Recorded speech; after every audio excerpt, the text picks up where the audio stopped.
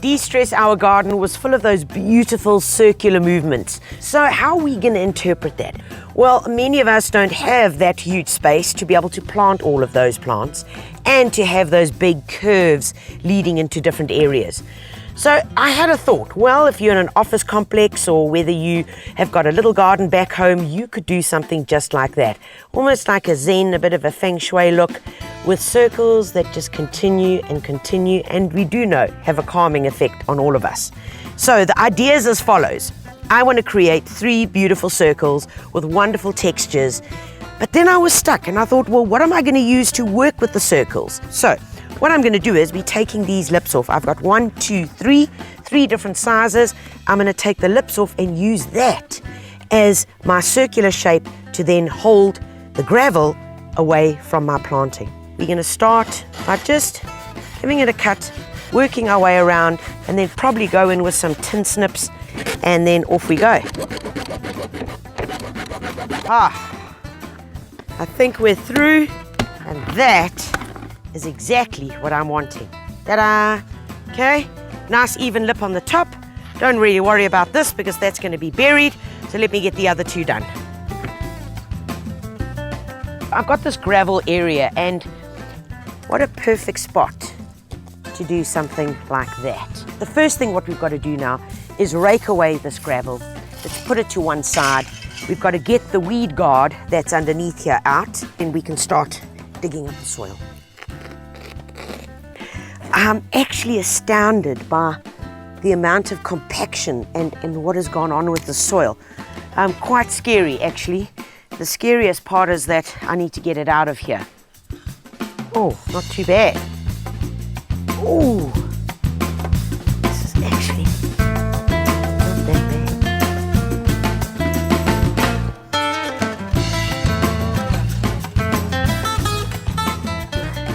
I've kind of made a hole big enough for to bury someone in, but that's not the plan.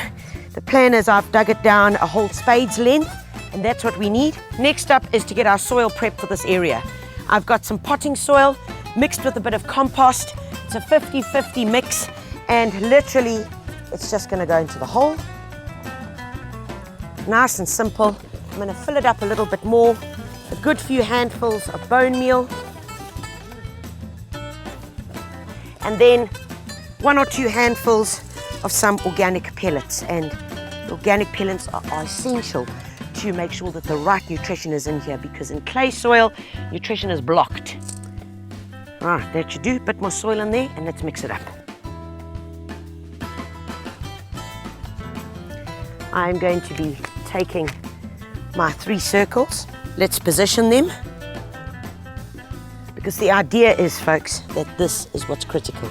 We want the gravel to literally lip this. All right, folks, let the fun begin. This is called Carrick's Frosted Curls. Let's take this little baby out. I'm going to start with 1 in the middle. Get this next baby in. Okay, fluff them out a bit. So you see we put 1 in the middle. Try to space them nice and evenly.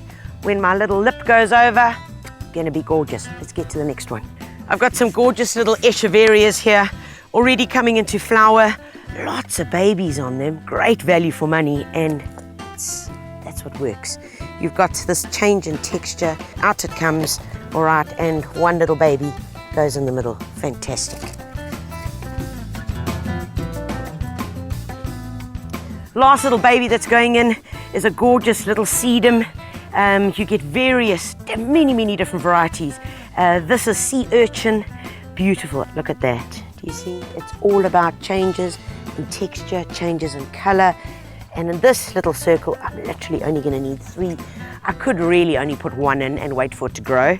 But alas, why not put in 3? Get them really nice and close. Oh, what a beaut. You'll notice that there's still lots of soil area, but that makes it much easier now, because all we do is we take a bit of the soil and then just fill it up. Our 3 groups of plants are in. Now all I've got to do is pop the collar around it, which is going to give us those beautiful circles and the formality that I've been looking for. You little guy, in you go. Gorgeous. Okay, get it over gently so that we don't damage the plants. firm it down. Alrighty, all that's left to do now is let's fill in the gravel. Let's take a look at how it turned out.